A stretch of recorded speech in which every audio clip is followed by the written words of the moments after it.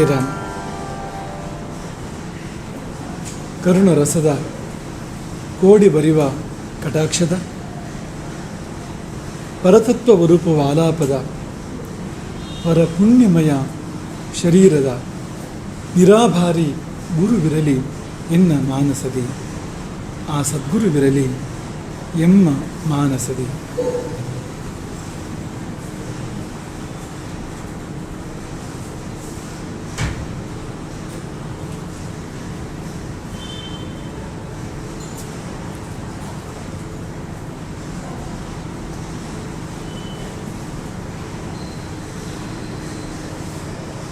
ಗುರುವಿನ ನಿರೂಪಣೆ ಮಾಡುವಾಗ ಗುರು ತನ್ನಂತೆ ಮಾಡ್ತಾನೆ. ಗುರು ಇರುವ ಜನ್ಮವನ್ನು ಕೊನೆಗೊಳಿಸಿ ಹೊಸ ಜನ್ಮವನ್ನು ಕೊಡ್ತಾನೆ. ಅಂದರೆ ಹೊಸ ರೂಪವನ್ನು, ಹೊಸ ವ್ಯಕ್ತಿತ್ವವನ್ನು, ಹೊಸ ಅಂತಃಸತ್ವವನ್ನು ಕೊಡ್ತಾನೆ ಎಂಬುದಾಗಿ ಹೇಳಿದೆವು. ಇದು ಗುರು ಮಾತ್ರ ಅಂತೇನಲ್ಲ, ಪ್ರಕೃತಿಯಲ್ಲೆಲ್ಲ ಇರ್ತಕ್ಕಂಥ ಒಂದು ತತ್ವ, ಒಂದು ಸಂಗತಿ. ಉದಾಹರಣೆಗೆ ಗಂಗೆ ಎಂಥ ಗಂಗೆ, ಆ ಗಂಗೆ ಕೂಡ ತನ್ನಲ್ಲಿ ಈ ಪ್ರಕ್ರಿಯೆಯನ್ನು ಮಾಡಿಕೊಳ್ತಾ ಇರ್ತಾಳೆ. ಹಳ ನೀರು ಹರಿದು ಹೋಗಿ ಸಮುದ್ರವನ್ನು ಸೇರ್ತಾ ಇರ್ತದೆ, ಹೊಸ ನೀರು ಹೊಸದಾಗಿ ಹರಿದು ಬರ್ತಾ ಇರ್ತದೆ. ಇದು ಯಾವಾಗಲೂ ಒಂದು ಸಾರಿ, ವರ್ಷಕ್ಕೊಮ್ಮೆ, ತಿಂಗಳಿಗೊಮ್ಮೆ ಆ ರೀತಿ ಅಲ್ಲ. ಪ್ರತಿ ಕ್ಷಣವೂ ಸಾಕ್ಷಾತ್ ಗಂಗೆಯೇ ಹೊಸದಾಗ್ತಾ ಇರಬೇಕಾದ್ರೆ ನಮಗೇನು ದಾಡಿ, ಹೊಸದಾಗಲಿಕ್ಕೆ ನಮಗೇನು ತೊಂದರೆ ಬಂದಿರತಕ್ಕಂಥದ್ದು.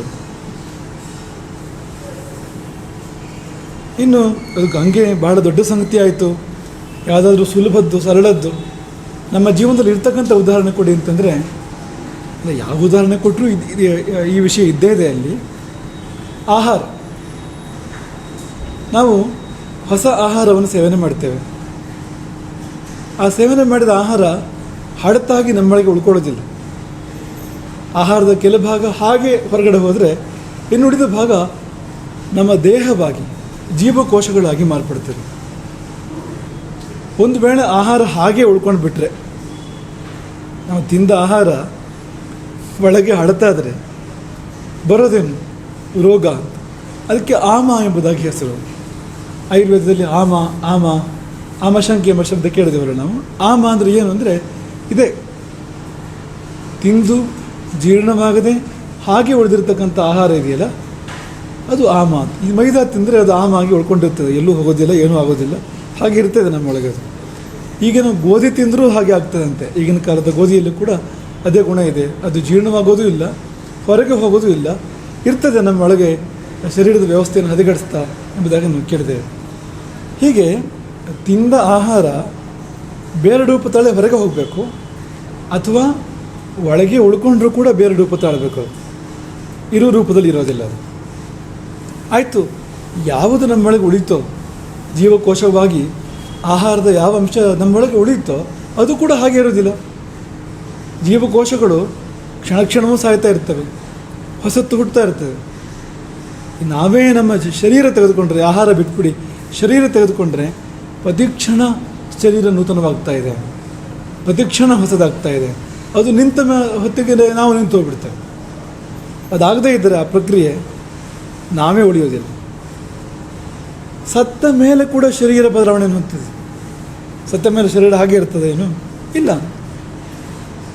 ಹಾಗಿದ್ರೆ ಯಾವುದು ಇದ್ದ ಹಾಗೆ ಇದೆ ಹೇಳಿ? ಈ ಸೃಷ್ಟಿಯಲ್ಲಿ ಯಾವುದು ಇದ್ದ ಹಾಗೆ ಇಲ್ಲ, ಎಲ್ಲವೂ ಕ್ಷಣವೂ ಹೊಸದಾಗ್ತಾ ಇದೆ. ಹಾಗಾಗಿ ಬೌದ್ಧರು ಸ್ವಲ್ಪ ಅದು ಎಕ್ಸ್ಟ್ರೀಮ್ ಅಂತ ಹೇಳ್ತೀವಲ್ಲ, ಆ ರೀತಿ ಆಗಿದೆ. ಅದು ಸರ್ವಂ ಕ್ಷಣಿಕಂ ಎಂಬುದಾಗಿ ಅವರಿಗೆ ಜಗತ್ತು ತೋರಿತ್ತು ಅಂತ.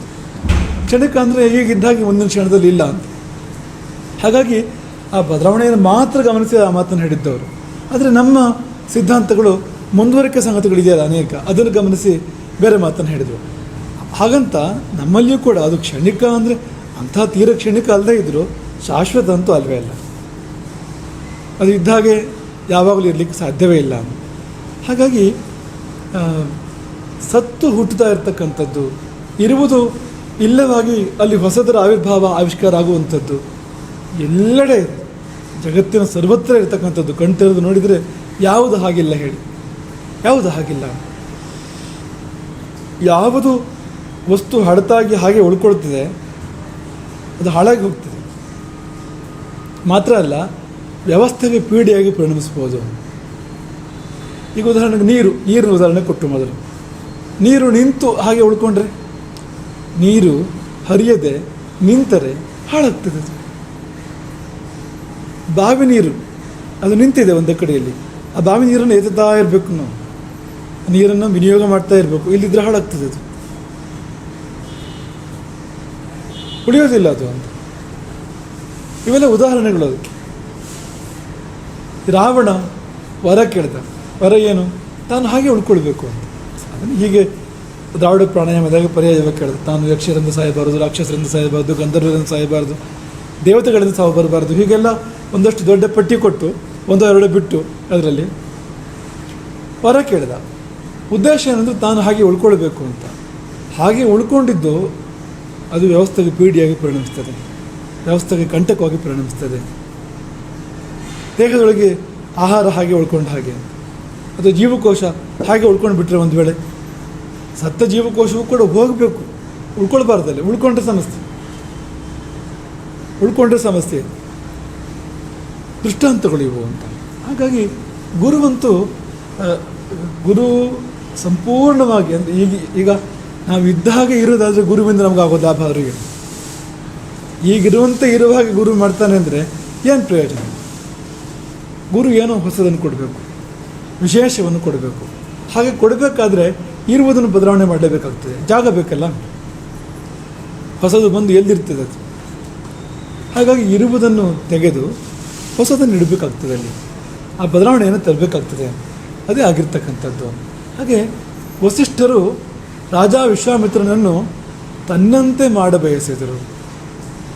ಆತ್ಮಸಾಮ್ಯಾವಹತ್ವ, ತಾನು ಬ್ರಹ್ಮರ್ಷಿ, ವಿಶ್ವಾಮಿತ್ರನನ್ನು ಕೂಡ ಬ್ರಹ್ಮರ್ಷಿಯನ್ನಾಗಿ ಮಾಡಬಯಸಿದರು ಅಂತ ಬರ್ಕೊಂಡಿಲ್ಲ ಎಲ್ಲೂ ಕೂಡ. ಆದರೆ ನೀವು ಅದನ್ನು ಊಹಿಸ್ಬೋದು, ನೀವು ಅದನ್ನು ಅರ್ಥ ಮಾಡ್ಕೊಳ್ಬೋದು. ಕಥೆಯ ಗತಿಯನ್ನು ಗಮನಿಸಿದರೆ, ಸೂಕ್ಷ್ಮವಾಗಿ ಒಳಗಿಳಿದು ನೋಡಿದರೆ ಒಂದು ಗುರುತ್ವದ ಪ್ರಕ್ರಿಯೆ ನಡೆದಿರ್ತಕ್ಕಂಥದ್ದನ್ನು ಕಾಣಲಿಕ್ಕೆ ನಮ್ಗೆ ಸಾಧ್ಯ ಇದೆ. ಹಾಗಾಗಿ ತನ್ನ ಹಾಗೆ ಮಾಡಬೇಕು ಅಂದರೆ ಈಗಿರೋದು ಏನು ಮಾಡಬೇಕು? ಇರುವ ವಿಶ್ವಾಮಿತ್ರನನ್ನು ವಿನಾಶಗೊಳಿಸಿದರು. ಆ ವ್ಯಕ್ತಿತ್ವ, ವಿಶ್ವಾಮಿತ್ರನ ಪ್ರಕೃತ ರಾಜ ವ್ಯಕ್ತಿತ್ವ, ರಾಜಸೋ ವ್ಯಕ್ತಿತ್ವ, ರಜೋಗುಣದಿಂದ ಕೂಡಿರ್ತಕ್ಕಂಥ ವ್ಯಕ್ತಿತ್ವ, ಅದನ್ನು ಧ್ವಂಸಗೊಳಿಸಿ ಹೊಸ ವ್ಯಕ್ತಿತ್ವವನ್ನು ಕೊಟ್ಟರು. ಜನ್ಮ ಪ್ರಧ್ವಂಸಿ ಜನ್ಮಪ್ರದ ಗರಿಮತಯ. ಆ ಜನ್ಮ ಪ್ರಧ್ವಂಸಿ ಜನ್ಮ, ಹೊಸ ಜನ್ಮ, ಬ್ರಹ್ಮರ್ಷಿ ಜನ್ಮವನ್ನು ಕೊಡಬೇಕು ಅಂದರೆ ಇರುವ ಜನ್ಮ ಹೋಗಬೇಕು. ಹಾಗಾಗಿ ಅನೇಕ ಸಂಘರ್ಷಗಳು ನಡೆದು, ಅಲ್ಲಿ ಅನೇಕ ಸನ್ನಿವೇಶಗಳು ಬಂದು ಕೊನೆಯಲ್ಲಿ ವಿಶ್ವಾಮಿತ್ರ ಬ್ರಹ್ಮರ್ಷಿ ಆದ. ಕಥೆ ನಾವು ವಿಸ್ತಾರವಾಗಿ ಹೇಳಲಿಕ್ಕೆ ಹೋಗೋದಿಲ್ಲ, ಸಂದರ್ಭ ಅಲ್ಲ. ಕಥೆಯ ಈ ತತ್ವಕ್ಕೆ ಸಂಬಂಧಪಟ್ಟಿರ್ತಕ್ಕಂಥ ನಿರೂಪಣೆ ಮಾತ್ರ ನಮ್ಮ ಉದ್ದೇಶವಾಗಿರ್ತಕ್ಕಂಥದ್ದು. ಹಾಗಾಗಿ ಅದರ ಬಿಂದುಗಳನ್ನು ಗಮನಿಸ್ತಾ ಹೋಗೋಣ. ರಾಜ ವಿಶ್ವಾಮಿತ್ರ ಜಗತ್ತಿನಲ್ಲೇ ಪ್ರಖ್ಯಾತ ದೊಡ್ಡ ಚಕ್ರವರ್ತಿ. ದಂಡಯಾತ್ರೆ ಮಾಡ್ತಾ ಮಾಡ್ತಾ ವಸಿಷ್ಠರ ಆಶ್ರಮಕ್ಕೆ ಬಂದ. ವಸಿಷ್ಠರು ಬರಮಾಡಿಕೊಂಡ್ರು, ಕಾಯ್ತಾ ಇದ್ದವ್ರ ಹಾಗೆ, ವಿಶ್ವಾಮಿತ್ರನ ಬರುವಿಗೆ ಕಾಯ್ತಾ ಇರುವವರ ಹಾಗೆ ಬರಮಾಡಿಕೊಂಡ್ರು. ಇಬ್ಬರ ಮಧ್ಯೆ ಬಹಳ ಬಹಳ ಪ್ರೀತಿಯ ಸಂಭಾಷಣೆ ನಡೆಯಿತು. ಇದೆಲ್ಲ ಕಳೆದ ಸಾರಿ ನಾವು ಅದನ್ನು ಅವಲೋಕನ ಮಾಡಿದ್ದೇವೆ. ಬಹಳ ಪ್ರೀತಿ ಮಾಡ್ಕೊಂಡು ಮಾತಾಡ್ಕೊಳ್ತಾರೆ ಇಬ್ಬರು ಕೂಡ. ಇವರು ಅವರು ಕುಶಲ ಪ್ರಶ್ನೆ ಮಾಡ್ತಾರೆ, ಅವರು ಇವರು ಕುಶಲ ಪ್ರಶ್ನೆ ಮಾಡ್ತಾರೆ. ಕುಶಲ ಸಮಾಚಾರ ಮುಗಿದ ಮೇಲೆ ಬಹು ಹೊತ್ತು ಪ್ರೀತಿ ವಿನಿಮಯ ನಡೀತಿದೆ ಅವರ ಮಧ್ಯದಲ್ಲಿ. ಪ್ರೀತಿಯಿಂದ ಮಾತಾಡ್ಕೊಳ್ತಾರೆ. ಪ್ರಿಯಮಾಣವು ಪರಸ್ಪರಂ. ವಿಶ್ವಾಮಿತ್ರನಿಂದ ವಸಿಷ್ಠರಿಗೆ ಸಂತೋಷ, ವಸಿಷ್ಠರಿಂದ ವಿಶ್ವಾಮಿತ್ರನಿಗೆ ಸಂತೋಷ. ಇದು ಬಹುಕಾಲ ನಡೀತು. ಈತನ ಮಧ್ಯೆ ಆತಿಥ್ಯವೂ ಕೂಡ ಆಗಿತ್ತು. ಆಶ್ರಮೋಚಿತವಾಗಿರ್ತಕ್ಕಂಥ ಆತಿಥ್ಯ ಅದು ನಡೆದಿತ್ತು. ಫಲವು ಕಂದಮೂಲ ಫಲಗಳ ಆತಿಥ್ಯ, ಗೆಡ್ಡೆ ಗೆಣಸು, ಹಣ್ಣು ಹಂಪಲು, ಇದು ನಡೆದಿತ್ತು. ನಿಜವಾಗಿ ಈ ಪ್ರಕರಣ ಮುಗಿಯೋ ಹೊತ್ತಿಗೆ ವಸಿಷ್ಠರು ಮತ್ತೆ ಶುರು ಮಾಡ್ತಾರೆ. ಅದು ಸಾಮಾನ್ಯವಾಗಿ ಹೇಗೆ ತಾನೆ ಆಗುವಂಥದ್ದು. ಒಬ್ಬ ಚಕ್ರವರ್ತಿ ಒಬ್ಬ ಮಹಾಮುನಿಯ ಆಶ್ರಮಕ್ಕೆ, ಬ್ರಹ್ಮರ್ಷಿ ಆಶ್ರಮಕ್ಕೆ ಬರ್ತಾನೆ. ಸೇನೆಯನ್ನು ದೂರ ಬಿಟ್ಟು ಗೌರವಪೂರ್ವಕವಾಗಿ ಕಾಲ್ನಡಿಗೆಯಲ್ಲಿ ಬಂದು ಅವರಿಗೆ ಗೌರವ ಸಲ್ಲಿಸಿ ಇಬ್ಬರು ಪರಸ್ಪರ ಕ್ಷೇಮ ಸಮಾಚಾರ ಮಾತಾಡಿಕೊಂಡು ಬಹಳ ಹೊತ್ತು ಸುಖ ದುಃಖ ಬಹಳ ಪ್ರೀತಿಯಿಂದ ಮಾತಾಡ್ಕೊಳ್ತಾರೆ ಎನ್ನುವಲ್ಲಿಗೆ ಆತಿಥ್ಯವೂ ಕೂಡ ಆಯಿತು. ಗೆಡ್ಡೆ ಗೆಣಸು, ಹಣ್ಣು ಹಂಪಲು ಕೊಟ್ಟು ಆತಿಥ್ಯವು ಆಯಿತು ಎನ್ನುವಲ್ಲಿಗೆ ಹೋಗಿ ಬರ್ತಾನೆ ಅಂತ ಹೇಳಬೇಕು ವಿಶ್ವಾಮಿತ್ರ. ಅದು ಆಗಿದೆ. ಹೋಗಿ ಬರುವ ಅಂದರೆ ಹೊರಡೋ ಸಿದ್ಧತೆಯಿಂದಾನೆ ವಿಶ್ವಾಮಿತ್ರ ಮುಗಿಯುವ ಪ್ರಕರಣವನ್ನು ಇಲ್ಲಿಗೆ ಮುಕ್ತಾಯವಾಗ್ತಕ್ಕಂಥ ಪ್ರಕರಣವನ್ನು ಮುಂದುವರಿಸಿದವರು ಯಾರು? ವಸಿಷ್ಠರು. ವಿಚಿತ್ರವಾದ ಹೊಸ ತಿರುವು ಕೊಡ್ತಾರೆ ಅವ್ರು ಹೇಳಿದ್ದೇನು? ನಿನಗೂ ನಿನ್ನ ಬಳಗಕ್ಕೂ ನಿನ್ನ ಸೈನ್ಯಕ್ಕೂ ನಾನು ರಾಜೋಚಿತವಾದ ಆತಿಥ್ಯವನ್ನು ನೀಡ್ತೇನೆ. ಏನಿದು? ಒಮ್ಮೆ ಗೆಡ್ಡೆ ಗೆಣಸು ಆತಿಥ್ಯ ಕೊಟ್ಟಾಗಿದೆ ಅಲ್ವಾ? ಮಾಮೂಲಾಗಿ ಏನಾಗ್ತದೋ ಆಗಿದೆ ಅಲ್ವಾ? ಅದು ಇದೇನು ಹೊಸತು? ವಸಿಷ್ಠರಿಗಾಗಬೇಕಾದ್ದೇನು? ಈಗ ನಾವೆಲ್ಲ ಅಂದರೆ ಇವತ್ತಿನ ಕಾಲದಲ್ಲಿ ಯಾರು ರಾಜರಿರ್ತಾರೆ ಅಥವಾ ರಾಜರಿಗೆ ಹತ್ತಿರ ಯಾರು ಇರ್ತಾರೆ ಅವರಿಗೆ ರಾಜಾತಿಥ್ಯ ಕೊಡುವಂಥದ್ದು ಉಂಟು ಇವತ್ತು. ಅದಕ್ಕೇನೋ ಉದ್ದೇಶ ಇರ್ತದೆ. ಏನೋ ಕೆಲಸ ಸರ್ಕಾರದಿಂದ ಆಗಬೇಕು, ಮಂತ್ರಿಯಿಂದ ಮತ್ತೊಬ್ಬರಿಂದ ಆಗಬೇಕು ಅಂದರೆ ರಾಜಾತಿಥ್ಯವೋ ಭೋಜಾತಿಥ್ಯವೋ ಎಂಥದೊಂದು ಆಗ್ತದೆ ಆ ಸಮಯದಲ್ಲಿ. ವಸಿಷ್ಠರಿಗೆ ಅವರು ಆಪ್ತಕಾಮರು, ಆತ್ಮಕಾಮರು, ಅವರಿಗೇನು ಅಪೇಕ್ಷೆಗಳಿಲ್ಲ. ಅಂಥವ್ರಿಗೆ ಆಗಬೇಕಾಗಿದ್ದಾರೆ ಏನು? ಹೋಗಲಿ ಕೇಳಿದ್ದಾರೆ ಏನವರು ಕೊನೆಗೆ ಏನು ಕೇಳಲಿಲ್ಲ. ಹಾಗಾದರೆ ಏನಿದು ಅಂದರೆ ಬೇರೆ ಏನೋ ಉದ್ದೇಶ ಇದೆ ಅವರಿಗೆ, ಬೇರೆ ಏನೋ ಸಂಕಲ್ಪ ಇದೆ. ವಸಿಷ್ಠರು ರಾಜಾತಿಥ್ಯವನ್ನು ಸ್ವೀಕಾರ ಮಾಡು. ವಿಶ್ವಾಮಿತ್ರ ಬೇಡ, ಆತಿಥ್ಯ ಆಗಿದೆ, ನನಗೆ ತಮ್ಮ ದರ್ಶನ ಆಗಿದೆ, ಭಗವದ್ ದರ್ಶನ ಏನು ಭಾಳ ಒಳ್ಳೆ ಮಾತನ್ನು ಹೇಳ್ತಾನೆ. ನಿಮ್ಮ ದರ್ಶನ ಏನಿದೆ ಕಣ್ಣಿನ ಮೂಲಕ ನನಗಾಗಿರ್ತಕ್ಕಂಥ ಮಹದಾತಿಥ್ಯ ಅದು. ಹಾಗಾಗಿ ಏನು ಆಗಬೇಕಾಗಿಲ್ಲ.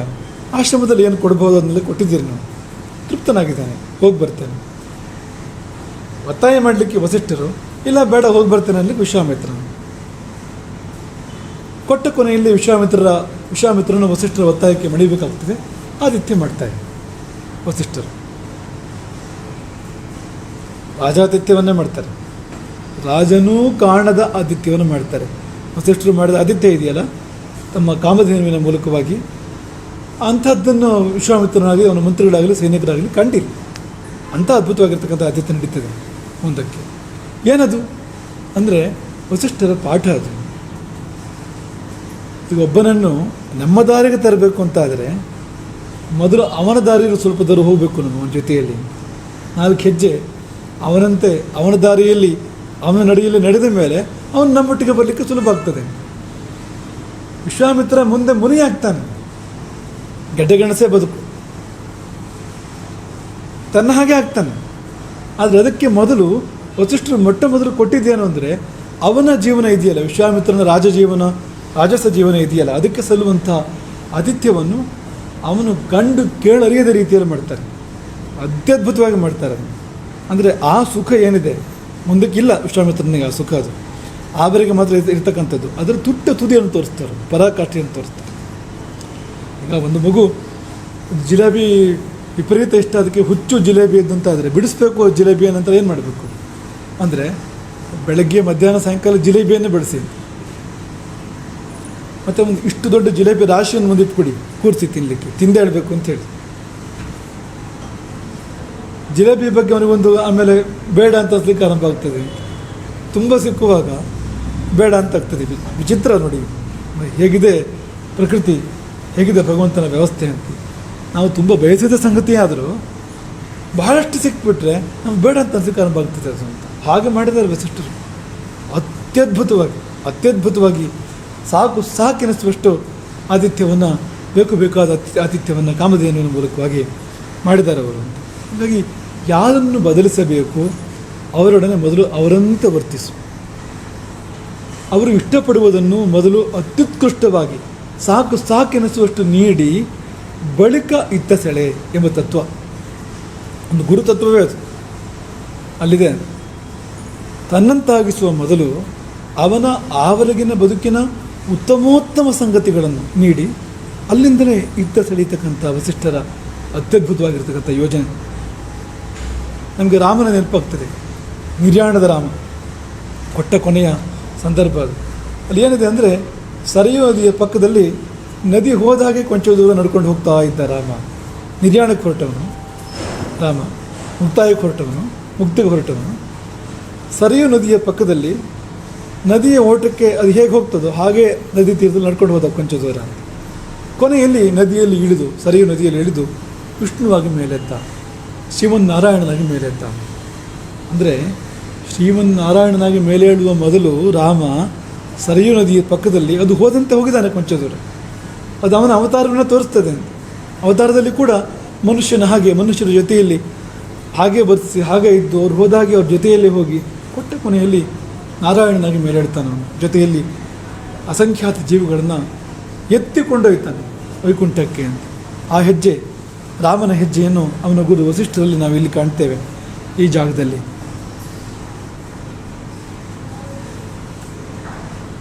ವಿನಯವಾಗಿ ಮಾತನಾಡ್ತಾ ಇದ್ದರೂ ಕೂಡ ವಿಶ್ವಾಮಿತ್ರ ಮದ ಕೊಂಚ ಎಣುಕ್ತದೆ ಎಲ್ಲಿ ಅಂದರೆ, ಆದಿತ್ಯ ಆಗಿದೆಯಲ್ಲ ಗುರುಗಳೇ, ಫಲಮೂಲೆಯನ ಭಗವನ್, ಗೆಡ್ಡೆಗೆಣಸು ಹಣ್ಣು ಹಂಪಲುಗಳು, ಪಾದ್ಯೇನ ಆಚಮನೀಯೇನ, ಪಾದ್ಯ ಆಚಮನೀಯ, ಕಾಲಿಗೆ ನೀರು ಬಾಯಿಗೆ ನೀರು ಕೈಗೆ ನೀರು, ತಮ್ಮ ದರ್ಶನ ಹೇಳಬೇಕಾದ್ರೆ ವಿದ್ಯತೆ ಎತ್ ಅವಾಶ್ರಮೆ, ನಿಮ್ಮ ಆಶ್ರಮದಲ್ಲಿ ಏನು ಇರ್ಲಿಕ್ಕೆ ಸಾಧ್ಯವೋ, ನೀವು ಏನು ಮಾಡ್ಲಿಕ್ಕೆ ಸಾಧ್ಯವೋ, ನಿಮ್ಮಲ್ಲಿ ಏನು ಇರ್ಲಿಕ್ಕೆ ಸಾಧ್ಯವೋ ಅಂತ ಆತಿಥ್ಯ ಮಾಡಿದಿರಲ್ಲ ಎಂದು ವಿನಯವಾಗಿ ಹೇಳಿದರು. ಧ್ವನಿ ಏನಿದೆ ಅಲ್ಲಿ, ಇನ್ನೇನಿದೆ ನಿಮ್ಮಲ್ಲಿ ಅಂತ, ಆಶ್ರಮದಲ್ಲಿ ಇರೋದು ಇಷ್ಟೇ ತಾನೆ ಅಂತ. ಸೇನೆಗೆ ಆತಿಥ್ಯ ಮಾಡ್ತೀರಾ, ನನ್ನ ಸೇನೆಗೆ ಅಂತ ಬಾಯ್ಬಿಟ್ಟು ಕೇಳದೆ ಹೋದರು. ಈ ಒಂದು ಶಬ್ದ ಇದೆಯಲ್ಲ, ವಿದ್ಯತೆ ಎತ್ತವಾಶ್ರಮೆ, ನಿಮ್ಮ ಆಶ್ರಮದಲ್ಲಿ ಏನು ಲಭ್ಯವೋ ಏನಿದೆಯೋ ಎನ್ನುವಾಗ ವಿನಯದಲ್ಲಿ ಮದ ವ್ಯಕ್ತ ಆಗ್ತಾ ಇದೆ ಅಲ್ಲಿ ಅಂತ. ಇದನ್ನು ಯಾಕೆ ಪ್ರಸ್ತಾಪ ಮಾಡ್ತಿದ್ದೇವೆ ಅಂದರೆ, ವಸಿಷ್ಠರಿಗೆ ಏನು ಕೆಲಸ ಇದೆ ವಿಶ್ವಾಮಿತ್ರನಲ್ಲಿ ಅಂತ, ಏನೆಲ್ಲ ಇಳಿಸ್ಬೇಕು, ಏನೆಲ್ಲ ಅವರು ಬೆಳೆಸಬೇಕು, ಏನೆಲ್ಲ ಕಳಿಬೇಕು ಅನ್ನೋದಕ್ಕೆ ಒಂದು ಸಣ್ಣ ಉದಾಹರಣೆ ಅಂತ. ವಿದ್ಯತೆ ಎತ್ತವಾಶ್ರಮೆ, ನನಗೆ ಬೇಕಾದ್ದು ಅರಮನೆಯಲ್ಲಿದೆ, ಇಲ್ಲಿರೋಕ್ಕೆ ಸಾಧ್ಯವ? ನನ್ನವರಿಗೆ ಕೊಡಬೇಕಾಗಿರ್ತಕ್ಕಂಥದ್ದು ನನಗೆ ಕೊಡಬೇಕಂತ ಆತಿಥ್ಯ ಇನ್ನೆಲ್ಲಿ ಬರ್ತದೆ? ಅದು ಇನ್ನೂ ಧ್ವನಿ ಇದೆ. ಒಬ್ಬ ಮಹಾಗುರುವಿನ ಮುಂದೆ, ಮಹಾಮುನಿಯ ಮುಂದೆ, ಬ್ರಹ್ಮರ್ಷಿಯ ಮುಂದೆ ಹೋಗಿ ನಿಂತಾಗ ವಿಶ್ವಾಮಿತ್ರನಿಗೆ ಬರಬೇಕಾದ ಆಲೋಚನೆ ಏನು ಅಂದರೆ, ಏನು ಬೇಕಾದರೂ ಮಾಡಬಲ್ಲರು ಅಂತ. ಅವ್ರಿಗೆ ಅಸಾಧ್ಯವಾಗಿದ್ದೆ ಅದು, ಅವ್ರ ಮುಂದೆ ನಾನು ಬೇಡವ ಅಂತ. ಅವ್ರು ಏನು ಬೇಕಾದ್ರೂ ಮಾಡಬಲ್ಲರು ಎನ್ನೋ ಭಾವದ ಬದಲಿಗೆ ತಮ್ಮಲ್ಲಿ ಏನಿದೆಯೋ ಅದನ್ನು ಕೊಟ್ಟಿದ್ದೀರಿ ತಾವು, ಮತ್ತೇನು ಕೊಡ್ತೀರಿ ಎನ್ನುವಾಗ ತಲೆ ಹಾಕಿ ಇಣುಕಿದ್ದು ಮದ. ಅಲ್ಲಿ ಒಂದು ಅವಗಣನೆ, ಅಂಡರ್ ಎಸ್ಟಿಮೇಷನ್. ಒಂದು ಒಳ್ಳೆ ಮಾತನ್ನು ಕೂಡ ಹೇಳ್ತಾನೆ, ಎಲ್ಲ ರೀತಿಯಿಂದಲೂ ನನಗೆ ಆತಿಥ್ಯ ಸಂದಿದೆ, ನಾನು ಹೋಗಿ ಬರ್ತೇನೆ. ಒಂದೇ ಒಂದು ಅಂದರೆ ಮೈತ್ರೇಯಣೇಕ್ಷಸ್ವ ಚಕ್ಷುಷ, ಮೈತ್ರ ಪ್ರೇಕ್ಷಣದಿಂದ, ಮೈತ್ರ ನೋಟದಿಂದ ನೋಡು ನನ್ನನ್ನು. ಗುರುಗಳೇ, ಪ್ರೀತಿ ತುಂಬಿದ ಕಣ್ಣಿನಿಂದ ನನ್ನನ್ನು ನೋಡಿ. ಮೈತ್ರ ದೃಷ್ಟಿಯನ್ನು ಬಯಸಿದ್ದಾನೆ ಗುರುವಿನಿಂದ, ವಸಿಷ್ಠರಿಂದ ವಿಶ್ವಾಮಿತ್ರ ಅಂತ.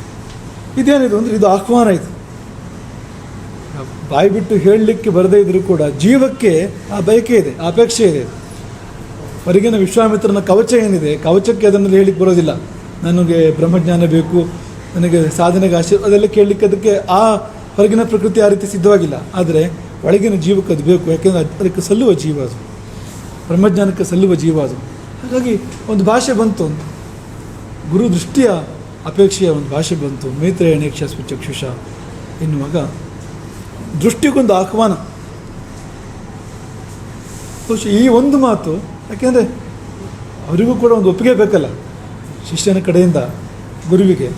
ಆಯಿತು ಗುರುಗಳೇ ಕೊಡಿ ಅಂತ ನೆಪಕ್ಕಾದರೆ ಹೇಳ್ಕೊಳ್ಬೇಕು ಶಿಷ್ಯನ ಬಾಯಿಂದ ಅಂತ. ಹಾಗಾಗಿ ಆ ರೀತಿಯಲ್ಲಿ ಒಂದು ಮಾತು, ಮೈತ್ರೇಯಣೇಕ್ಷಸ್ವ ಚಕ್ಷುಷ ಎಂಬ ಮಾತು ಬಂದಿದೆ.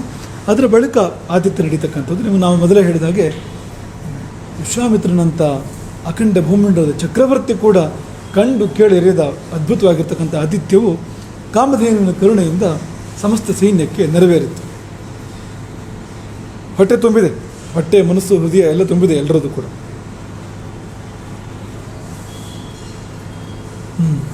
ಕಗ್ಗ ನೆನಪಾಗ್ತಿದೆ ನೋಡಿ ಅಲ್ಲಿ.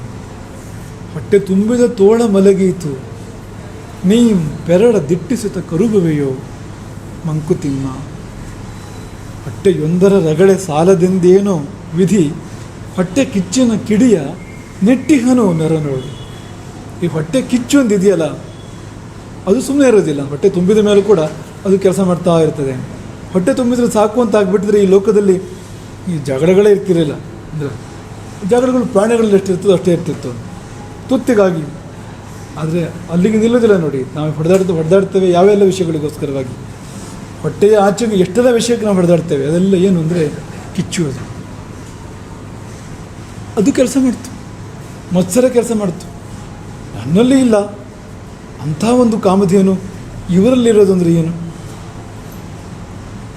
ಇವತ್ತು ಸಿಕ್ಕಿದೆ, ನಾಳೆನೂ ಸಿಗಬೇಕು, ನಾಡಿದ್ದು ಸಿಗಬೇಕು, ಯಾವಾಗಲೂ ಸಿಗ್ತಾ ಇರಬೇಕು. ನಾನು ವಸಿಷ್ಠಾಶ್ರಮಕ್ಕೆ ದಿನ ಬರ್ಲಿಕ್ಕೆ ಸಾಧ್ಯ? ಅವ್ರು ಕೊಡ್ತಾ ಇರ್ತಾರೆ ಯಾವಾಗಲೂ. ಏನು ನನ್ನಲ್ಲೇ ಇರಲಿ, ನನ್ನಲ್ಲಿ ಇಲ್ಲದದ್ದು ಇವರಲ್ಲಿ ಹಾಕಿದೆ. ಮೊದಲು ತಲೆ ಹಾಕಿದ್ದು ಸ್ವಲ್ಪವೇ ತಲೆ ಹಾಕಿದ್ದು, ಒಂಚೂರು ಮಾತ್ರ, ಅದು ಮದ. ಅದು ಈ ಮತ್ಸರ ಸರಿಯಾಗಿ ತಲೆ ಹಾಕಿಬಿಟ್ಟಿದೆ.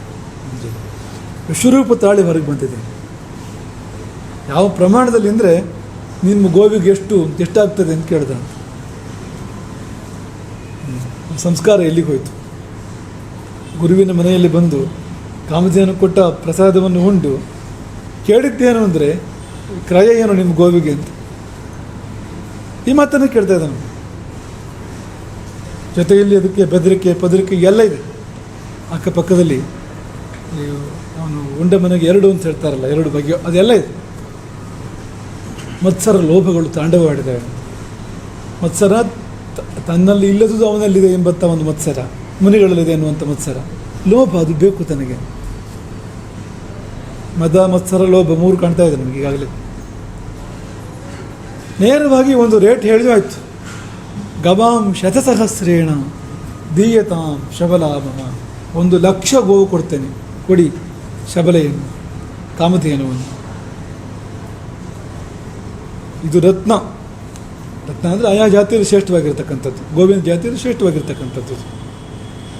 ರತ್ನಗಳಿಗೆ ನಾವು ಅಧಿಕಾರಿಗಳು, ರಾಜರುಗಳು, ನಮ್ಮಲ್ಲಿರಬೇಕಾಗಿರ್ತಕ್ಕಂಥದ್ದು ಅಂತ ಅನ್ನುವ ಯಾವುದೋ ಸೀಮೆ ಕಾನೂನು ಅದು. ಯಾವ ಧರ್ಮಶಾಸ್ತ್ರದಲ್ಲೂ ಇಲ್ಲದೆ ಇರತಕ್ಕಂಥ, ಯಾರೂ ಒಪ್ಪಲಾಗದ ಒಂದು ಕಾನೂನು. ರತ್ನಹಾರಿ ಚ ಪಾರ್ಥಿವ. ರತ್ನಹಾರಿ ಅಂದರೆ ನ್ಯಾಯವಾದ ಮಾರ್ಗದಲ್ಲಿ ರತ್ನಹಾರಿ ಆಗಲಿ ತೊಂದರೆ ಇಲ್ಲ. ಇನ್ನೊಬ್ಬ ರಾಜನಲ್ಲಿ ಒಂದು ರತ್ನ ಇದ್ದರೆ ಅವನ ಜೊತೆಗೆ ಯುದ್ಧ ಮಾಡಿ ಪರಾಕ್ರಮದ ಮೂಲಕ ಗೆದ್ದು ತಂದರೆ ವಿಷಯ ಬೇರೆ. ಇದು ಅದಲ್ಲ, ಇನ್ನೇನೋ ಇದು. ಸಾಲದ್ದಕ್ಕೆ ಮಮೈಷ ಧರ್ಮತೋ ದ್ವಿಜ, ಧರ್ಮದ ದೃಷ್ಟಿಯಿಂದ ನನ್ನದಾಗ್ತದೆ ಇದು ಅಂತ. ಒಬ್ಬ ಧರ್ಮಪ್ರಭುವಿನ ಬಾಯಿಂದ ಬರ್ತಾ ಇರುವಂಥ ಮಾತು ನೋಡಿ. ಪರಳ ಸ್ವತ್ತು ಮೇಲೆ ಕಣ್ಣು ಹಾಕ್ತಕ್ಕಂಥದ್ದು ಅಂದರೆ ಇವೆಲ್ಲ ಸ್ವಭಾವ ದೋಷಗಳು. ಯಾಕೆ ಇರುವ ವಿಶ್ವಾಮಿತ್ರನನ್ನು ವಿನಾಶಗೊಳಿಸಬೇಕು ವಸಿಷ್ಠರು ಅಂದರೆ, ಈಗ ಇರುವ ವಿಶ್ವಾಮಿತ್ರನನ್ನು ವಸಿಷ್ಠರು ಧ್ವಂಸಗೊಳಿಸಿ ಹೊಸ ವಿಶ್ವಾಮಿತ್ರನ ಸೃಷ್ಟಿ ಮಾಡಬೇಕು. ಯಾಕೆ ಅಂದರೆ ಇದೆಲ್ಲ ಇದೆ ನೋಡಿ, ಬ್ರಹ್ಮರ್ಷಿ ಆಗಲಿಕ್ಕೆ ಸಲ್ಲುವಂಥದ್ದಲ್ಲ ಇದ್ಯಾವುದು. ಹಾಗಾಗಿ ಬ್ರಹ್ಮರ್ಷಿ ಮಾಡಲಿಕ್ಕೆ ಹೊರಟಾಗ ಅದಕ್ಕೆ ಸಲ್ಲದೆ ಇರ್ತಕ್ಕಂಥದ್ದೆಲ್ಲ ಒಂದೊಂದೇ ಹೋಗಬೇಕಾದ್ರೆ ಹೊರಗೆ ಬರಬೇಕು. ಈಗ ಆಯುರ್ವೇದದ ವೈದ್ಯರ ಬಳಿ ನೀವು ಹೋದರೆ ಅವ್ರೇನು ಮಾಡ್ತಾರೆ ಅಂದರೆ, ನೀವು ಒಳಗಿರುವ ದೋಷ ಹೊರಗೆ ಬರಲಿಕ್ಕೆ ಔಷಧ ಕೊಡ್ತಾರೆ. ಕುಶಲನಾದ ಆಯುರ್ವೇದ ವೈದ್ಯನಾಗಿದ್ದರೆ ಒಳಗೆ ಸೂಕ್ತವಾಗಿರ್ತಕ್ಕಂಥ ದೋಷಗಳು ಹೊರಗೆ ಬರಬೇಕು, ಅದಕ್ಕೋಸ್ಕರ ಔಷಧ ಕೊಡ್ತಾರೆ ಅವರು ಅಂತ. ಯಾಕೆಂದರೆ ಹೊರಗೆ ಬಂದು ಚಿಕಿತ್ಸೆ ಮಾಡಲಿಕ್ಕಾಗ್ತದೆ, ಅಥವಾ ಹೊರಗೆ ಹೋಗಿಬಿಡ್ಬೋದು ಹಾಗೆ ಅದು ಅಂತ ಎನ್ನುವ ಕಾರಣಕ್ಕೆ ಅದೇ ನಡೀತಾ ಇರ್ತಕ್ಕಂಥದ್ದು. ಎಲ್ಲ ಬುದ್ಧಿಗಳು, ಲೋಭ, ಮತ್ಸರ, ಮದ, ಆಮೇಲೆ ಅನ್ಯಾಯವಾಗಿ ಇನ್ನೊಬ್ಬರ ಸ್ವತ್ತನ್ನು ತನ್ನದಾಗಿ ಮಾಡಿಕೊಡ್ತಕ್ಕಂಥ ಆ ಹೆಜ್ಜೆಗಳು, ಅವಗಣನೆ, ಗುರುವಿನ ಅವಗಣನೆ, ಗುರುವಿನ ಯೋಗ್ಯತೆಯನ್ನು ಅರ್ಥ ಮಾಡಿಕೊಳ್ಳದೆ ಅಷ್ಟಿರುವವರನ್ನು ಇಷ್ಟು ಅಂತ ಅಳಿತಕ್ಕಂಥದ್ದು, ಇವೆಲ್ಲ ಪ್ರಕಟ ಆಗಿದೆ ಈಗಾಗಲೇ. ವಸಿಷ್ಠರು ಏನು ಕೊಡಲಿಕ್ಕೆ ಒಪ್ಪಲಿಲ್ಲ. ವಸಿಷ್ಠರು ವಿಶ್ವಾಮಿತ್ರನೇ ಕೊಡಲಿಕ್ಕೆ ಹೊರಟವರಲ್ಲ ಅವರಿಗೆ ಸದ್ಯದಲ್ಲಿ. ಆಮೇಲೆ ರೇಟ್ ಹೆಚ್ಚಾಯಿತು. ದದಾಂ ಏಕಾಂ ಗವಾಂ ಕೋಟಿಂ. ಮೊದಲು 1,00,000 ಗೋವುಗಳನ್ನು ಕೊಡ್ತೇನೆ ಅಂತಂದ. ಅದಕ್ಕೆ ಒಪ್ಪದೇ ಇದ್ದಾಗ ಎರಡನೇ ಪರ್ಯಾಯದಲ್ಲಿ ಇನ್ನೂ ಬೇರೆ ಬೇರೆ ಆಫರ್ಗಳು. 14,000 ಸ್ವರ್ಣಭೂಷಿತ ಆನೆಗಳು, ಅಂಕುಶವೂ ಸ್ವರ್ಣದ್ದಂತೆ. ಅದಕ್ಕೆ ಹಾಕಿದ ಆಭರಣಗಳು, ಆನೆಗೆ ಹಾಕಿದ ಆಭರಣ ಅಂದರೆ ಎಷ್ಟು ಉಳಿದಿರ್ತದೆ ಅದು. ಕಕ್ಷಿಯ, ಗ್ರೈವೇಯ ಕೊರಳಿಗೆ ಹಾಕ್ತಕ್ಕಂಥದ್ದು, ಬಟ್ಟೆಗೆ ಹಾಕ್ತಕ್ಕಂಥದ್ದು, ಹೇಗಿರ್ಬೋದು ಅದೆಲ್ಲ ಅಂತ. ಅವೆಲ್ಲ ಚಿನ್ನದ್ದು. ಅಂಥ 14,000 ಆನೆಗಳು, 800 ಸ್ವರ್ಣ ರಥಗಳು, 4 ಜಾತ್ಯಶ್ವಗಳನ್ನು ಕಟ್ಟಿರ್ತಕ್ಕಂಥ 800 ಸ್ವರ್ಣ ರಥಗಳು, 10,000 ಜಾತ್ಯಶ್ವಗಳು, ಜಾತಿ ಕುದುರೆಗಳು, 1 ಕೋಟಿ ಗೋವುಗಳು. ಕೊನೆಯದು ಅದ್ಭುತವಾಗಿದೆ. ಚಿನ್ನ ರತ್ನ ನಾನು ಇಷ್ಟು ಅಂತ ಹೇಳೋದಿಲ್ಲ, ನೀವು ಎಷ್ಟು ಬೇಕೋ ತಗೊಳ್ಳಿ. ನಮ್ಮ ಕೋಶಕ್ಕೆ ಬಂದು ಚಿನ್ನ ರತ್ನ ಎಷ್ಟು ಬೇಕೋ ನೀವು ಬಗದು ತಗೊಂಡೋಗಿ. ನೀವು ಜನರು ಟ್ಯಾಕ್ಸ್ ಕೊಡೋದು ಇದಕ್ಕೋಸ್ಕರ ಅಲ್ಲ, ಜನರ ಕರೆದಂತಾನೆ ಇದು ಕೋಶ ತುಂಬುವಂಥದ್ದು. ಅದರ ವಿನಿಯೋಗ ಹೀಗಲ್ಲ. ಮಾಡಲಿಕ್ಕಿರುವಂಥದ್ದು. ಇವೆಲ್ಲ ಏನು ಅಂದರೆ ಆ ಧನಮದ, ಐಶ್ವರ್ಯದ, ಅಧಿಕಾರದ ಮದ, ಎಲ್ಲ ನನ್ನದು ಎಂಬ ಭಾವ, ರಾವಣನ ಭಾವ ಅದು. ಎಲ್ಲ ನನ್ನದು, ನನ್ನದು ಅಲ್ಲದೆ ಇರೋದು ಕೂಡ ನನ್ನದು ಎಂಬ ಭಾವ. ಪುಷ್ಪಕ ವಿಮಾನ ಕುಬೇರನದು ನನ್ನದೇ, ಅದು ಸೀತೆ ರಾಮನ ಪತ್ನಿ ನನಗೆ ಸೇರಬೇಕು. ಅದಕ್ಕೂ ಇದಕ್ಕೂ ಏನು ವ್ಯತ್ಯಾಸ ಇದೆ ಹೇಳಿ? ಏನೂ ವ್ಯತ್ಯಾಸ ಇಲ್ಲ. ಅಲ್ಲಿ ಸೀತೆ, ಅಲ್ಲಿ ಶಬಲೆ, ಅಷ್ಟೇ ವ್ಯತ್ಯಾಸ ಇರ್ತಕ್ಕಂಥದ್ದು. ವಸಿಷ್ಠರಾಗಲಿ, ವಸಿಷ್ಠರ ಆಶ್ರಮದ ಯಾವ ವಸ್ತುವಾದರೂ ದುಡ್ಡಿಗಿರುವಂಥದ್ದಲ್ಲ, ದುಡ್ಡಿನಿಂದ ಕೊಳ್ಳುವಂಥ ದುಡ್ಡು ಯಾರ ಬಳಿಯಲ್ಲೂ ಇಲ್ಲ. ವಸಿಷ್ಠರ ಶಬಲೆಯನ್ನು ಕೊಳ್ಳುವ ಹಣ, ಸಂಪತ್ತು ಯಾರ ಬಳಿಯಲ್ಲಿದೆ? ಎಲ್ಲ ಅಮೂಲ್ಯವಾಗಿರುವಂಥದ್ದು ಇರ್ತಕ್ಕಂಥದ್ದು ಅವರ ಬಳಿಯಲ್ಲಿ. ಆಗೋದಿಲ್ಲ ಅಂತ ಹೇಳಿದ್ರು ಅವರು. ಸೆಳೆದ, ಬಲಾತ್ಕಾರವಾಗಿ ಗೋವನ್ನು ಸೆಳೆದ ಅಂತ ನೋಡಿ. ವ್ಯಕ್ತಿತ್ವ, ಈಗಿರುವ ವ್ಯಕ್ತಿತ್ವ ಇರಬೇಕು ಹಾಗೆ. ಅದು ನಾವು ಯಾಕೆ ಇದನ್ನೆಲ್ಲ ಪ್ರಸ್ತಾಪ ಪಡ್ತಿದ್ದೇವೆ ಅಂದರೆ, ಜನ್ಮ ಪ್ರಧ್ವಂಸ ಜನ್ಮಪ್ರದ ಗರಿಮತೆಯ, ಇರುವ ಜನ್ಮವನ್ನು ಧ್ವಂಸ ಮಾಡಿ ಹೊಸ ಜನ್ಮ ಗುರು ಕೊಡ್ತಾನೆ ಅಂದರೆ ಧ್ವಂಸ ಯಾಕೆ ಮಾಡಬೇಕು? ಇಂಥದ್ದನ್ನೆಲ್ಲ ಧ್ವಂಸ ಮಾಡಿದೆ ಬಿಡಬೇಕಾಗತ್ತೆ.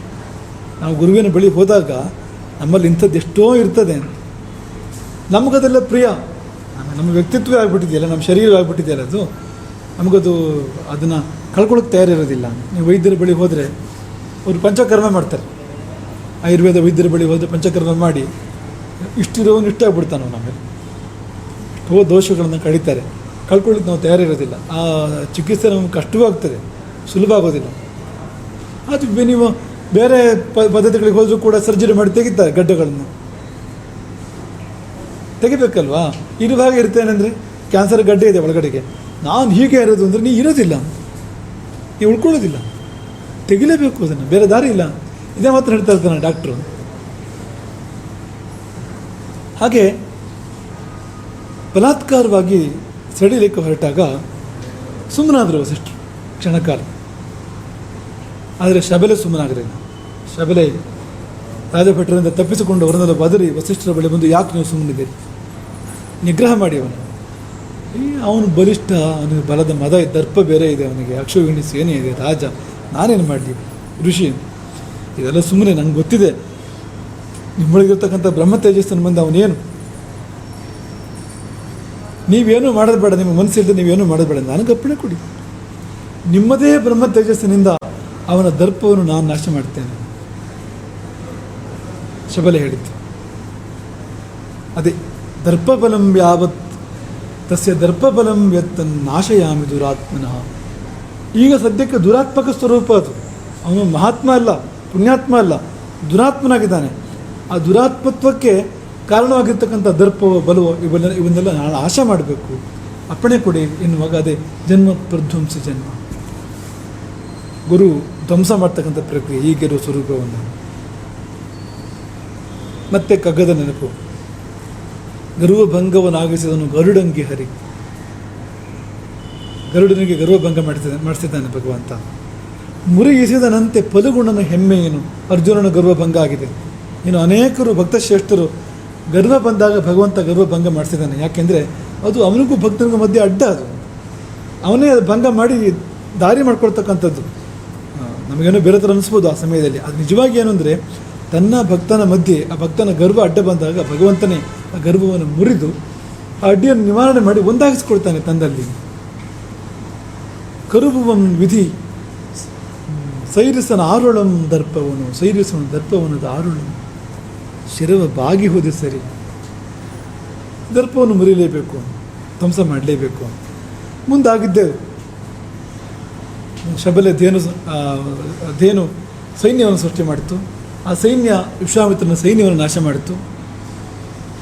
ವಿಶ್ವಾಮಿತ್ರ ಆತನ ಮಕ್ಕಳು 100 ಜನ ಮಕ್ಕಳು ವಸಿಷ್ಠರ ಮೇಲೆ ದಾಳಿ ಮಾಡಿದರು. ಯಾವ ಕಾಲ ಇದು? ಕಲಿಯುಗ ಅಲ್ಲ, ಬಹಳ ಹಿಂದಿನ ಕಾಲ. ಧರ್ಮ ಸಾಮ್ರಾಜ್ಯ ಜಗತ್ತಲ್ಲಿದ್ದಂಥ ಕಾಲದಲ್ಲಿ ಮಹಾಮುನಿ ಬ್ರಹ್ಮರ್ಷಿ ವಸಿಷ್ಠರ ಮೇಲೆ ಚಕ್ರವರ್ತಿಯ ಮಕ್ಕಳು ಆಯುಧ ತಗೊಂಡು ದಾಳಿ ಮಾಡ್ತಾರೆ. ಒಂದು ಹುಂಕಾರ ಸಾಕಾಯಿತು ವಸಿಷ್ಠರದ್ದು, ಸುಟ್ಟು ಹೋದರು ಎಲ್ಲರೂ ಕೂಡ. ವಿಶ್ವಾಮಿತ್ರನು ಸಂಪೂರ್ಣವಾಗಿ ಕೈ ಚೆಲ್ಲಿದ ವಿಶ್ವಾಮಿತ್ರ. ಆಗಿದ್ದೇನು ಅಂದರೆ, ಅದೇ ಸಮುದ್ರ ಇವ ನಿರ್ವೇಗ,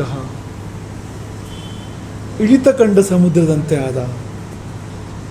ಹುಣ್ಣಿಮೆಗೆ ಕೇರಿ ಬರುವ ಸಮುದ್ರ ಬಳಿಕ ಪರ್ವಕಾಲ ಕಳೆದ ಮೇಲೆ ಇಳಿದು ಹಿಂದೆ ಹಿಂದೆ ಹಿಂದೆ ಹೋಗಿ ಸಪ್ಪಗಾಗುವಂತೆ ಆಗಿದ್ದಾನೆ. ಭಗ್ನ ದಂಷ್ಟ್ರ ಇವರಗ, ಹಲ್ಲು ಮುರಿದ ಹಾವಿನಂತೆ. ಹಾವಿಗೆ ಹಲ್ಲು ಮುರಿದ ಮೇಲೆ ಹಾವನ್ನು ಕೊಂದಾಗೆ ಮತ್ತೇನು? ಜನ್ಮ ಪ್ರಧ್ವಂಸಿ ಜನ್ಮ ಎನ್ನುವಾಗ ಉಪರಕ್ತ ಇವಾದಿತ್ಯ, ಗ್ರಹಣ ಹಿಡಿದ ಸೂರ್ಯನಂತೆ ನಿಸ್ತೇಜನಾದ, ನಿಷ್ಪ್ರಭನಾದ, ನಿಸ್ಸತ್ವನಾದ, ನಿಸ್ಸಾರನಾದ.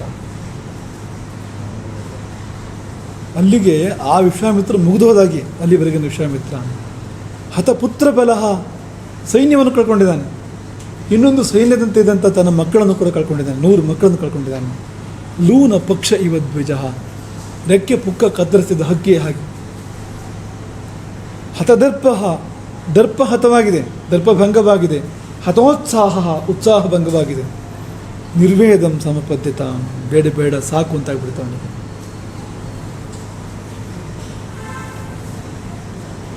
ಆ ವಿಶ್ವಾಮಿತ್ರ ಇಲ್ಲಿ, ಈ ವಿಶ್ವಾಮಿತ್ರ ಇಲ್ಲಿ. ಅದು ಕಬ್ಬಾದರೆ ಇದು ಕಬ್ಬಿನ ಸಿಪ್ಪೆ, ಅಷ್ಟು ವ್ಯತ್ಯಾಸ ಬಂದುಬಿಟ್ಟಿದೆ. ಆದರೆ ಸುಮ್ಮನೆ ಇರಲಿಲ್ಲ, ಹೋಗಿ ತಪಸ್ ಮಾಡಿ ಈಶ್ವರನನ್ನು ಒಲಿಸಿ ಸಮಸ್ತ ದಿವ್ಯಾಸ್ತ್ರಗಳನ್ನು, ಧನುರ್ವೇದವನ್ನೇ ಅನುಗ್ರಹವಾಗಿ ಪಡೆದುಕೊಂಡು ಬಂತು ವಸಿಷ್ಠ ಮೇಲೆ ಪ್ರಯೋಗ ಮಾಡ್ತಾನೆ. ಅವೆಲ್ಲವನ್ನು ಈಶ್ವರನ ಕಂಡ ಮೇಲೂ ಕೂಡ ಬುದ್ಧಿ ಬದಲಾಗಿರಲಿಲ್ಲ. ಯಾಕೆ ಅಂದರೆ ಸಂಕಲ್ಪ ಅದೇ ಇದೆ, ಉದ್ದೇಶ ಅದೇ ಇದೆ. ಹಾಗಾಗಿ ಧನುರ್ವೇದವನ್ನೇ ಪಡೆದುಕೊಂಡು, ದಿವ್ಯಾಸ್ತ್ರಗಳನ್ನು, ಮಹಾಸ್ತ್ರಗಳನ್ನು ಪಡೆದುಕೊಂಡು ಬಂದು ವಸಿಷ್ಠರ ಆಶ್ರಮದ ಮೇಲೆ ಅವೆಲ್ಲ ಪ್ರಯೋಗ ಮಾಡಿ ಬೆಂಕಿ ಹಚ್ಚಿದನಂತೆ. ಆಶ್ರಮಕ್ಕೆಲ್ಲ ಮರುಭೂಮಿಯಾಗೋಯಿತು ವಸಿಷ್ಠ ಆಶ್ರಮ. ವಸಿಷ್ಠ ಶಿಷ್ಯರೆಲ್ಲ ದಿಕ್ಕಾಪಾಲಾಗಿ ಓಡ್ತಾರೆ. ವಸಿಷ್ಠರು ಬಂದು ನಿಂತ್ಕೊಂಡ್ರು ವಿಶ್ವಾಮಿತ್ರನ ಮುಂದೆ. ಆಗ ವಸಿಷ್ಠ ಹೇಳೋ ಮಾತಿದೆಯಲ್ಲ, ಅದು ಜನ್ಮ ಪ್ರಧ್ವಂಸ ಅನ್ನೋದಕ್ಕೆ ಪೂರಕವಾಗಿದೆ. ಎಷ್ಟು ಕಾಲದಿಂದ ಬೆಳೆಸಿದ ನನ್ನ ಆಶ್ರಮವನ್ನು ನಾಶ ಮಾಡಿದೆಯಾ?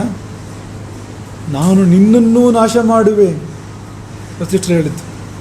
ಅಥವಾ ನೀನು ಇರೋದಿಲ್ಲ, ದುರಾಚಾರೋಸು ಎನ್ ಮೂಢ, ನೀನು ದುರಾಚಾರನಾಗಿದೆಯಾ, ಸದಾಚಾರನಾಗಿಲ್ಲ, ದುರಾಚಾರನಾಗಿದೆಯಾ. ಹಾಗಾಗಿ ತಸ್ಮಾತ್ ತ್ವಂ ನ ಭವಿಷ್ಯಸಿ, ನೀನು ಇಲ್ಲವಾಗುವೆ. ಅಂದ್ರೇನು? ಜನ್ಮ ಪ್ರಧ್ವಂಸ ಜನ್ಮಪ್ರದ ಗರಿಮೆತಯ. ಇಲ್ಲವಾಗುವೆ ಅಂದರೆ ವಸಿಷ್ಠರ ಮಾತು ಸುಳ್ಳಾಗಲಿಕ್ಕೆ ಅಂತ ಸಾಧ್ಯ ಇಲ್ಲ.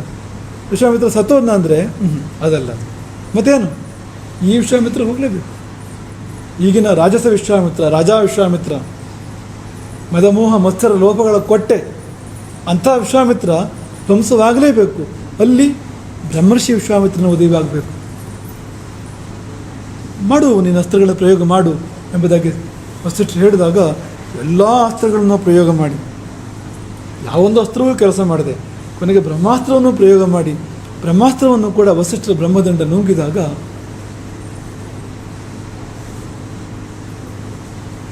ದಿಗ್ಬಲಂ ಕ್ಷತ್ರಿಯ ಬಲಂ ಎಂಬ ಮಾತು ಬಂತು. ಕ್ಷತ್ರಿಯ ಬಲಕ್ಕೆ ಧಿಕ್ಕಾರವೇ ಅಲ್ಲಿ. ಇದರಿಂದ ಸಾಧ್ಯವೇ ಇಲ್ಲ ಅಂತ ಹೋಯ್ತಲ್ಲ. ಬ್ರಹ್ಮರ್ಷಿ ವಸಿಷ್ಠರನ್ನು ಗೆಲ್ಲಲಿಕ್ಕೆ ಸಾಧ್ಯವೇ ಇಲ್ಲ. ಇದಕ್ಕಿಂತ ಅದು ಯಾವ ಕಾರಣಕ್ಕೂ ಮೇಲದ್ದು. ಯಾಕೆಂದರೆ ಬ್ರಹ್ಮಾಸ್ತ್ರ ಪ್ರಯೋಗ ಮಾಡಿ ಆಗಿದೆ. ನಿರಾಯುಧರಾಗಿ ನಿಂತ ವಸಿಷ್ಠರು ಕೈಯಲ್ಲಿ ಬ್ರಹ್ಮದಂಡ ಮಾತ್ರ ಪ್ರಯೋಗ ಮಾಡೋದಿಲ್ಲ, ಅದನ್ನು ಕೂಡ ಅವರು ಹಿಡ್ಕೊಂಡು ನಿಂತಿದ್ದಾರೆ ಅಷ್ಟೇ. ಅವರು ಮುಂದೆ ಬ್ರಹ್ಮಾಸ್ತ್ರವೂ ಕೂಡ ಉಪಯೋಗಕ್ಕೆ ಯಾವಾಗ ಬರಲಿಲ್ಲ. ಅಲ್ಲಿಗೆ ಕ್ಷಾತ್ರ ಪ್ರಯೋಜನ ಇಲ್ಲ ಅಂತಾಯಿತು. ದಿಗ್ಬಲಂ ಕ್ಷತ್ರಿಯ ಬಲಂ, ಕ್ಷತ್ರಿಯ ಜನ್ಮಕ್ಕೆ ಧಿಕ್ಕಾರ, ಜನ್ಮ ಪ್ರಧ್ವಂಸ ಜನ್ಮ. ಆ ಕ್ಷಾತ್ರದ ಜನ್ಮ ಮುಗಿದೋಯ್ತು ನೋಡಿ. ಬ್ರಹ್ಮ ತೇಜೋ ಬಲಂ ಬಲಂ, ಅದು ಶ್ರೇಷ್ಠವಾಗಿರ್ತಕ್ಕಂಥದ್ದು. ಬ್ರಹ್ಮತ್ವ, ಬ್ರಾಹ್ಮಣ್ಯ, ಬ್ರಹ್ಮರ್ಷಿತ್ವ ಅದು ಶ್ರೇಷ್ಠವಾಗಿರ್ತಕ್ಕಂಥದ್ದು. ಒಂದು ಬ್ರಹ್ಮದಂಡದಿಂದ ನನ್ನ ಎಲ್ಲ ಅಸ್ತ್ರಗಳು ಹತವಾಗಿ ಹೋದವಲ್ಲ. ಏಕೇನ ಬ್ರಹ್ಮದಂಡೇನ ಸರ್ವಾಸ್ತ್ರಾಣಿ ಹತಾನಿಮೆ ತದೇತತ್ ಸಮವೇಕ್ಷ್ಯಾಹಂ. ಇದನ್ನು ಗಮನಿಸಿದ ನಾನು, ಇವೆಲ್ಲವನ್ನು ಅವಲೋಕಿಸಿದ ನಾನು ತಪಸ್ಸಿಗೆ ಕೂತ್ಕೊಳ್ತೇನೆ. ಈ ಕೋಪ, ರೋಷ, ಮತ್ಸರ ಇದೆಲ್ಲವನ್ನು ಬಿಟ್ಟು ಪ್ರಸನ್ನೇಂದ್ರಿಯ ಮಾನಸಃ, ಇಂದ್ರಿಯ ಮನಸ್ಸು ಎಲ್ಲವನ್ನು ಪ್ರಸನ್ನಗೊಳಿಸಿಕೊಂಡು ದೊಡ್ಡ ತಪಸ್ಸನ್ನು ಮಾಡ್ತೇನೆ. ಎಂಥ ತಪಸ್ಸು ಅಂದರೆ, ನಾನು ಇವರಾಗಬೇಕು, ನಾನು ವಸಿಷ್ಠರಾಗಬೇಕು, ನಾನು ಬ್ರಹ್ಮರ್ಷಿ ಆಗಬೇಕು, ನಾನು ವಿಪ್ರೋತ್ತಮನಾಗಬೇಕು, ಅಂಥ ತಪಸ್ಸನ್ನು ಮಾಡ್ತೇನೆ. ನೋಡಿ, ಆತ್ಮಸಾಮ್ಯಾವಹತ್ವಾತ್, ತನ್ನಂತೆ ಮಾಡುವುದು ನಿಶ್ಚಯವು ಎಂಬ ಮಾತು. ಮತ್ತು ಜನ್ಮ ಪ್ರಧ್ವಂಸ ಜನ್ಮ ಎನ್ನುವ ಮಾತು ಎರಡೂ ಕೂಡ ಇಲ್ಲಿ ಎಷ್ಟು ಸರಿಯಾಗಿ ಹೊಂದುತ್ತಾ ಇದೆ ಅಂತ. ರಾಜ್ಯವನ್ನು ತ್ಯಾಗ ಮಾಡಿದ, ತನ್ನ ಮಕ್ಕಳಿಗೆ ರಾಜ್ಯವನ್ನು ಕೊಟ್ಟ. ಒಬ್ಬ ಮಗನನ್ನು ಕರೆದು ನೀನು ರಾಜ್ಯಭಾರ ಮಾಡು ಅಂತ ಹೇಳಿದ. ಮತ್ತೆ ಮರಳಿ ಅವನು ಸಿಂಹಾಸನಕ್ಕೆ ಹೋಗಲಿಲ್ಲ, ಮತ್ತೆ ರಾಜನಾಗಲೇ ಇಲ್ಲ, ಕಾಡಿಗೆ ಹೋದ, ತಪಸ್ಸಿಗೆ ಕೂತ್ಕೊಂಡ. ಹಾಗಾಗಿ ಒಬ್ಬ ಗುರು ಯಾವ್ಯಾವ ರೀತಿಯಲ್ಲಿ ಶಿಷ್ಯನನ್ನು ಅವನು ಅನುಗ್ರಹ ಮಾಡ್ಬೋದು, ನಿಗ್ರಹದ ಮೂಲಕ ಅನುಗ್ರಹ ಮಾಡ್ಬೋದು, ಹೇಗೆಲ್ಲ ಬದಲಾವಣೆ ಮಾಡ್ಬೋದು, ಶಿಷ್ಯನಿಗೆ ಗೊತ್ತಿರಬೇಕು ಅಂತಿಲ್ಲ. ಏನಾಗ್ತಾ ಇದೆ ಅನ್ನುವಂಥದ್ದು ಶಿಷ್ಯನಿಗೆ ಗೊತ್ತಿರಬೇಕು ಅಂತಿಲ್ಲ. ಬಂಡೆಗೆ ಗೊತ್ತಿದೆಯಾ ತಾನೇನಾಗ್ತೇನೆ ಅಂತ, ತಾನು ದೇವರಾಗ್ತೇನೆ ಅಂತ ಬಂಡೆಗೆ ಗೊತ್ತು. ಬಂಡೆಗೆ ಚಾಣದ ಪೆಟ್ಟು ಮಾತ್ರ ಗೊತ್ತು, ಅದೇ ಆಗ್ತಾ ಇರುವಂಥದ್ದು ಇಲ್ಲಿ. ಹಾಗಾಗಿ ಇದು ಒಂದು ಪರ್ವ, ಈವರೆಗಿನದ್ದು ವಿಶ್ವಾಮಿತ್ರನ ಸಂಕಲ್ಪ. ದಿಕ್ಕು ಬದಲಾಗಿರ್ತಕ್ಕಂಥದ್ದು. ಕ್ಷಾತ್ರ ಬೇಡ, ಬ್ರಾಹ್ಮ ಅದು ಬೇಕು, ನಾನು ಬ್ರಹ್ಮರ್ಷಿ ಆಗಬೇಕು, ಬ್ರಹ್ಮತ್ವ ಬರಬೇಕು ನನಗೆ ಎಂಬ ದಿಶೆ ಬದಲಿದ ಸನ್ನಿವೇಶ ಇದೆಯಲ್ಲ, ಇಲ್ಲಿವರೆಗಿನದು ಒಂದು ಪರ್ವ. ಮುಂದಿನದು ಮತ್ತೊಂದು ಪರ್ವ. ಆ ದಿಶೆ ಬದಲಿಸುವ ಪ್ರಯತ್ನದಲ್ಲಿ ಏನೆಲ್ಲ ನಡೆಯಿತು ಅಂತ. ಮತ್ತು ನಾವು ಹೇಳಿದ ಈ ಮಾತುಗಳು ಅಂದರೆ ಖಂಡಿತವಾಗಿಯೂ ಈ ಆತ್ಮಸಾಮ್ಯಾವಹತ್ವಾತ್ ಜನ್ಮ ಪ್ರಧ್ವಂಸ ಜನ್ಮಪ್ರದ ಗರಿಮತೆಯ ಎರಡು ಲಕ್ಷಣಗಳು ವಸಿಷ್ಠರಲ್ಲಿ ಪರಿಪೂರ್ಣವಾಗಿ ಬರ್ತವೆ ವಸಿಷ್ಠ ವಿಶ್ವಾಮಿತ್ರರ ಮಧ್ಯದಲ್ಲಿ ಎಂಬುದನ್ನು ನಿರೂಪಣೆ ಮಾಡಲಿಕ್ಕೆ ಬೇಕಾಗ್ತಕ್ಕಂಥ ಅನೇಕ ಸಂಗತಿಗಳು ಮುಂದಿನ ಕಥೆಯಲ್ಲೂ ಕೂಡ ನಮಗೆ ಲಭ್ಯವಾಗಲಿಕ್ಕಿವೆ. ಅದನ್ನು ಮುಂದಿನ ಗುರುವಾರ ನೋಡೋಣ. ಹರೇ ರಾಮ.